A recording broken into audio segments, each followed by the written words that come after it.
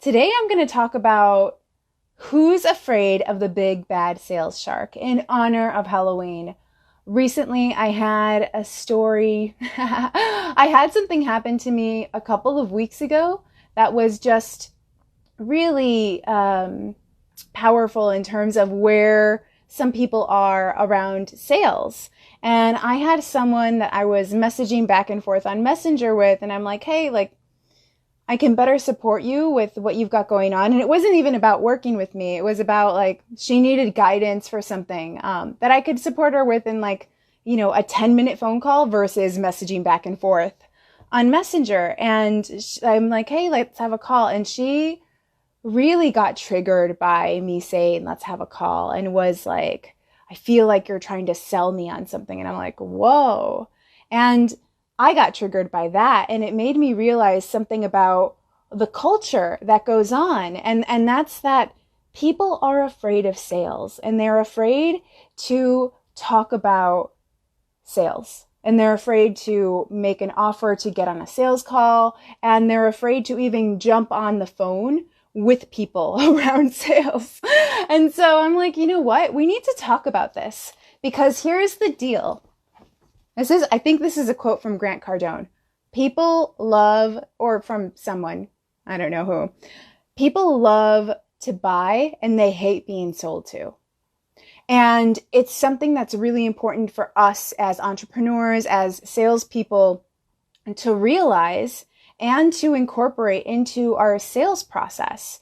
And also doing it from a place of integrity that demands us clearing our own shame around sales. And so the first thing to do this is just to sit back and really consider, and I know I've got a few of you watching this right now, so please type into the comments.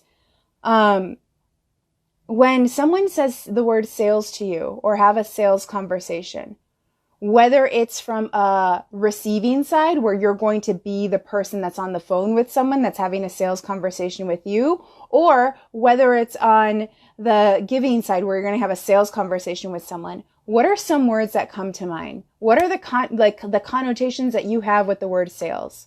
And I ask that you comment, because this is actually something I'm going to walk you through a process to support you in figuring out what's going on in terms of the mindset with sales that you've got.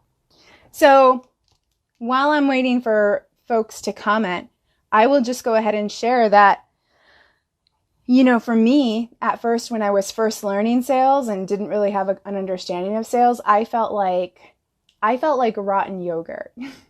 I felt like, do you want to buy from me? And I felt like this energy of just dread and guilt and shame. I felt a lot of shame around sales. And I felt like, oh, if I ask for money, then it's super messed up for me to ask for money, right? And I felt like a beggar almost. And that caused a lot of shame to be brought up for me when I had sales conversations. And so one of the things that was really effective for me in clearing shame, and, even for those of you that are experienced, before I get into how to clear shame, I want to point out that, it can still happen, even if you've been doing sales for your business for a long time. I recently had a very intense weekend where I had stuff coming up for me personally in my personal life, and it totally knocked me out in terms of my business. And it's really hard to be a potent, powerful salesperson when that happens, right? And so this hack can support you, whether you've been in business for 5-10 years already and do sales regularly, or whether you are newer to doing sales. And the hack to clear shame around asking for money, around asking for the sale, around sales, is simply to make it about them. And I know this sounds so basic and just so easy, but it is the easiest way to do it. It's not about you. It's about the value of the service that you are delivering. And if the person is on the phone with you, if they're coming to you, they are coming to you for a very specific reason. And that's because they have a problem and they think that you can solve it. And when we get outside of ourselves and, like, for lack of better terms, like, get over ourselves. When we get over ourselves and stop contemplating our navels about it, we're able to really be present with people, and we're able to really see people, and we're able to step into a leadership role, a true leadership role that's not coming from ego, but that's coming from, I want to serve you, and this will really serve you get to where you want to go.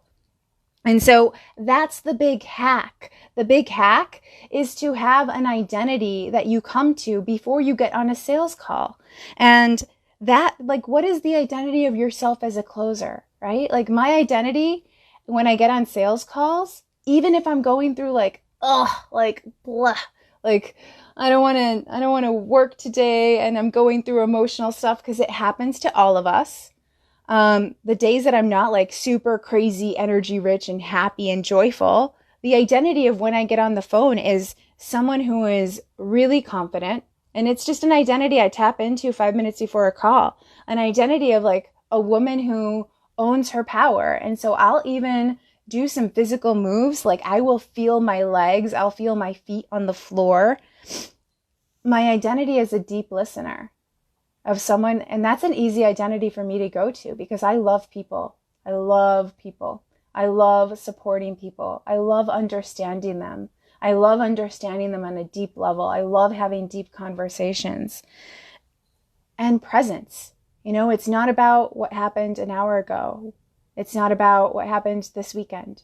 It's about what's going on at this moment, and what this person is showing up with on the phone, and how I can serve them. And also, like, for me, like, my identity as someone who is magnetic, and just like even getting into my body and just like, you know, feeling into how I feel magnetic, how I feel attractive as a woman really supports me in sales. And then if you were those things, and what are those things for you? You know, they might be different. I work with my strengths a lot, right? So being confident, my second strength in Strength Finders is command and self-assurance. So getting into that command, getting into that confidence, getting into that power really works for me. You might have a strength that's empathy. Getting into that is going to really support you to understand where they're coming from and also maintain your leadership. And having that list near you for when you do your sales calls of, if I were acting as if I were this person, what would that be like? What would this call be like? How would I show up to this call? And tuning into that, that is what really supports you. That's the hack. And make it about them and get yourself into an energy where you can be really supportive. And that's the hack to like clear shame from it too. Because at the end of the day, it's not about you. It's not about how you feel about money or your money mindset or where you're at in your life. It's about, can I help this person from where they are today, from their point A, get to their point B, C, D, Z, and beyond, right? Can I help them get there? If yes, then I believe it is your responsibility to sell. So I'll stop with that. Hope this was massively valuable and helpful for you. Have a very, very happy Halloween, happy October, end of October, and I will see you all soon. Bye.